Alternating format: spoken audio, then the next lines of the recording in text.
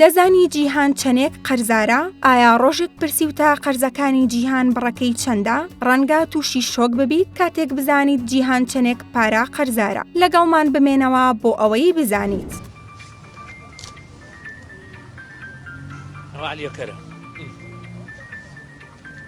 آخر مردونا مليت وش الورقة للامة يعني الدنيا أوه هنا بوش الورقة أمام وحدة كاركي آخر توكري شوي شو الورقة دامية ورقة هبو لبين مانا شايل هبو لبين مانا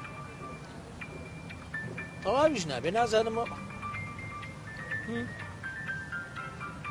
كي بودم إذا كان نجبيخو بخوال قلنا بنيات شيء قەرز یەکێکە لەو هەڕەشانەی پێغەمبەرمان لەسەر کەسانی قەرزار نوێژی نەکردووە. بەڵام ئەگەر دەوڵەتێک قەرزی زۆری لابێت ئەبێت چی بکات؟ لە پاش سەرهەڵدانی جەنگی رووسیا و ئۆکرانیا قەرزی تەواوی دەوڵەتانی جیهان گەیشتە 300 تریلیۆن دۆلار. ئەمە بەپێی تازەترین راپۆرتی پەیمانگای پێدانی پارەی نێودەوڵەتی. بەڵام لە قەرزارترین وڵاتانی جیهانی بە شێوەیەکی بەردەوام ئەمریکا سەرەوەی ڕیزبەندیەکەی گرتووە و 31 تریلیۆن دۆلار قەرزارە. لە پاش ئەمریکا چین 15 تریلیۆن دۆلار قەرزارە. لە پاش چین یابان بە پلەی سێیەم 13 تریلیۆن دۆلار قەرزارە. بەڵام لە ئاستی وڵاتە عەرەبیەکان میسر لە پلەی یەکەمدا دێت و 409 میلیارد دۆلار قەرزارە. لە پاش میسر سعودیە و جەزائیر و عێراق دێن. پێشبینیەکان بۆ ئەوە دەچن کەوا قەبارەی قەرز لەسەر هەموو دەوڵەتەکان زیاد دەکات لە سەرەتای دەستپێکی 2024دا. کێشەیەکی تر ئەوەیە ئەو دەوڵەتانە قەرزەکانیان بەسوو وەرگرتووە